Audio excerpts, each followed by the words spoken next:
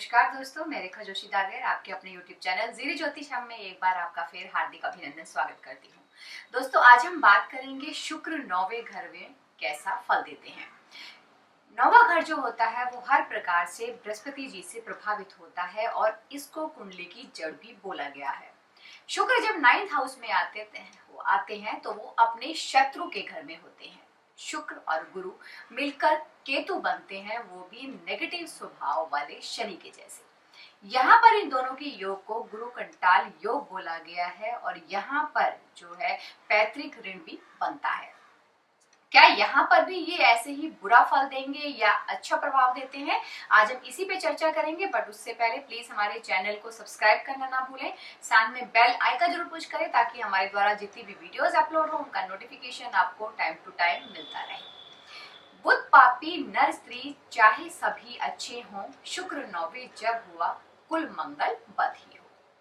नौवा घर भाग्य का घर होता है और भाग्य के मालिक गुरु होते हैं। शुक्र का यहाँ होना भाग्य में रुकावट क्रिएट करवाता है, इसका यहाँ होना मंगल बद भी हो जाता है। यहाँ पर व्यक्ति धूल भरी जो धुएं वाली आंधी होती है उसमें घिरा हुआ जैसा अपने आप को प्रतीत करता है। लाल किताब के अकॉर्डिंगली शुक्र नौवे में हो तो धूल भरी आंधी, काला कड़वा धुआं जैसा यहाँ पर इसको बोला गया है।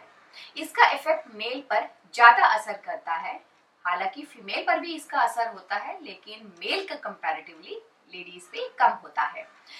आदमी के लिए शुक्र औरत है, शादी के बाद की लाइफ यहाँ पर हम शुक्र से ही देखते हैं। लग्जरी लाइफ, सभी प्रकार की इंजॉयमेंट, रुपया पैसा, हाई लेवल, खेती की जमीन, गाय या भोग, सभी प्रकार के ये सब शुक्र हैं।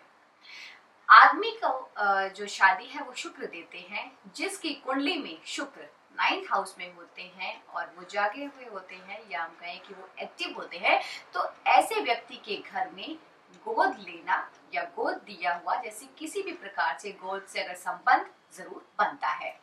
और दूसरी बात ये कि ऐसा व्यक्ति अगर खेती वाली जमीन लेता है, कोई प्रॉपर्टी लेता है और ऐसी लेता है वो जिनके की बच्चे नहीं होते हैं या वो बे औलाद होते हैं, ये भी यहाँ पर देखा गया है। ये अपने घर में या फिर ऐसे जातक अपने घर में अपने आंगन को कवर कर लेते हैं या फिर वहां पे कोई कुआं या बोरिंग करवा लेते हैं और उसकी छत को ऊपर से ढक देते हैं, तो यहाँ पर शुक्र देव जो है वो एक्टिव हो जाते हैं। और साथ में कई बारी क्या होता है कि स्पेशली 25वें साल में अगर यहाँ पर शादी कर लेते हैं तो ये भी बहुत ही नेगेटिव देखा गया है। या फिर यहाँ पर सफेद गाय पाल लेते हैं, ये भी इसमें देखा गया है और इससे नेगेटिविटी आती है। प्रॉपर्टी, खेती की जमीन अगर ऐसे वक्त पे ले ली जाए तो ये भी नेगेटिविटी ही देता है। शुक्र को देखने के लिए दोस्तों राहु और केतु को भी देखना बहुत ही जरूरी है, क्योंकि इन दोनों के मिलने से ही शुक्रदेव बनते हैं। शुक्र का एक अंश राहु है, जिसकी वजह से यहाँ पर गुरु बृहस्पति जो है वो पीड़ित होते हैं, जिसका असर गुरु की वस्तु पर पड़ता है कि जैसे कई बार सोना खो जाना या घर में चोरी हो जाना या फिर बुजुर्गों को कोई ना कोई परेशानी आ जाना। और कई बार ये भी देखा गया है कि बड़े बुजुर्गों की मृत्यु के हालात तक बन जाते हैं। तो यहाँ पर जो है शुक्र एक्टिव जब होते हैं तो ऐसी चीजें देखने को मिलती है। ये चीजें ज्यादा दोस्तों तब होती हैं मैरिज के वक्त, जब सगाई हो रही हो और सगाई और मैरिज के बीच का जो टाइम होता है उस बीच ये देखने को ऐसे योग जरूर मिलते हैं। तो यहाँ शुक्र और गुरु की जो चीजें हैं वो खराब हो जाती है, आपकी खुशी एंजॉयमेंट खराब हो जाता है। कई बारी यहाँ पर मैरिज टूटने तक की नौबत देखने को मिलती है।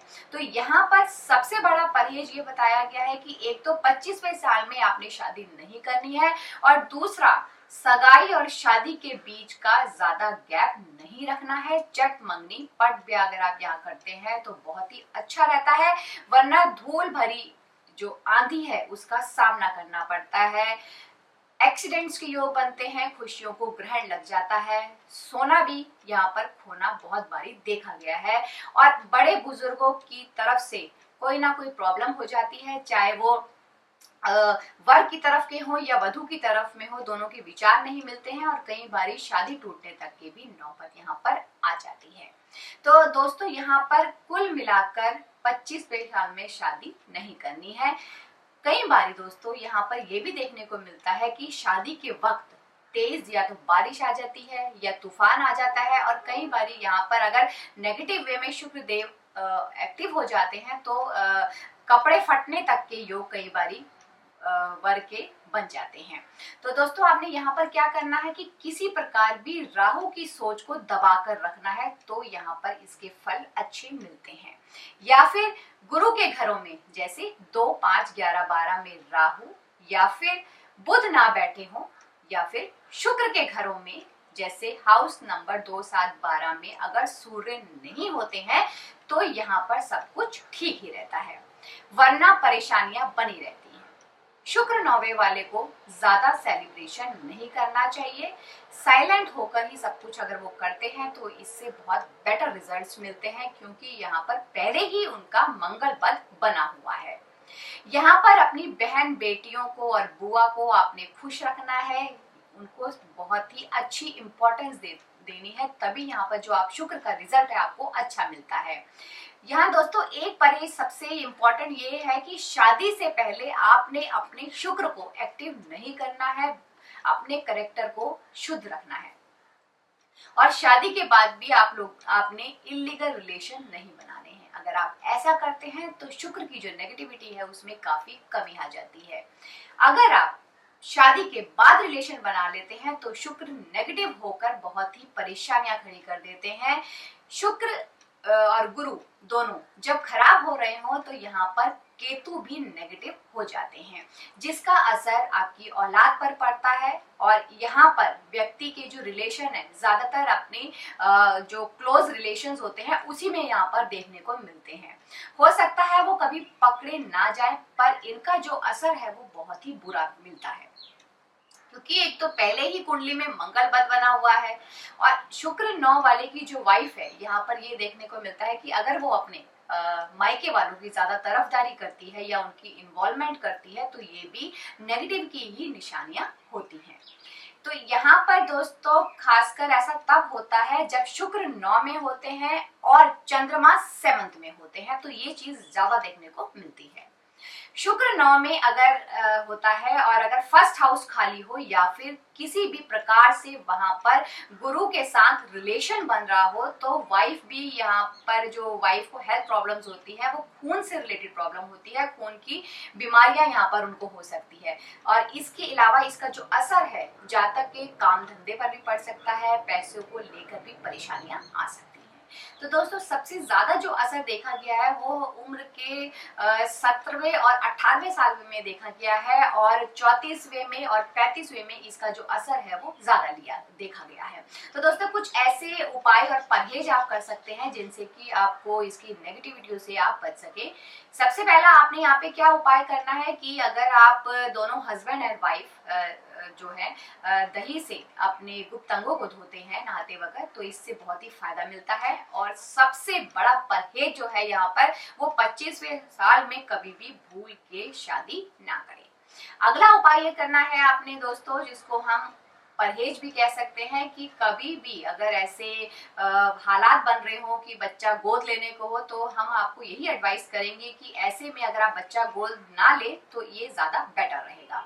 अगला उपाय आपने करना है कि कुंडली में दोनों हस्बैंड एंड वाइफ ने हस्बैंड ने अपनी वाइफ को 4 चांदी की चूड़ियां बनवा के देनी है जिसमें लाल रंग का मीना लगा हो। ये तो अपनी वाइफ को पहनाना है, और खुद हस्बैंड ने चांदी का बेजोड़ कड़ा पहनना है ढलाई वाला, और अगर दोनों ये पहनते हैं हस्बैंड वाइफ तो इससे बहुत ही फायदा देखने को मिलता है। दोस्तों अगला उपाय जो आपने करना है कि हस्बैंड ने अपनी वाइफ को सोने का क्लिप जो है मूंगा लगवा के देना है, और अगर वो उसको धारण करती है, उसको पहनती है, तो इससे भी बहुत ही लाभ मिलता है।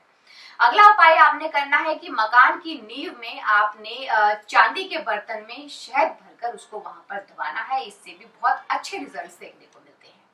अगला उपाय आपने करना है कि नीम के पेड़ में आपने चांदी के चकोर जो पतरा है वो आपने 43 डेज तक रेगुलर दबाना है, अगर आपको फाइनेंस से रिलेटेड कोई प्रॉब्लम आ रही है तो। दोस्तों अगर यहाँ पर वाइफ की कुंडली में या वाइफ को किसी भी प्रकार की हेल्थ प्रॉब्लम चल रही हो, तो उनके वजन का 10वां हिस्सा या उनके वजन के बराबर हरी चरी अगर आप गौशाला में देते हैं या फिर गाय को खिलाते हैं तो इससे भी बहुत ही लाभ मिलता है।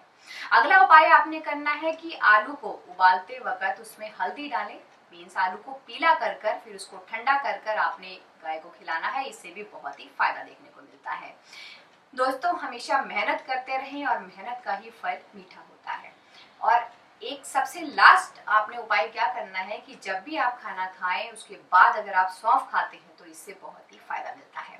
दोस्तों, अपने आगे आने वाली अपकमिंग वीडियो में हम बात करेंगे शुक्र इन हाउस नंबर 10। तब तक आप अपने घर में स्वस्थ रहें, सुरक्षित रहें, इसी मंगल कामना के साथ। जय श्री कृष्ण।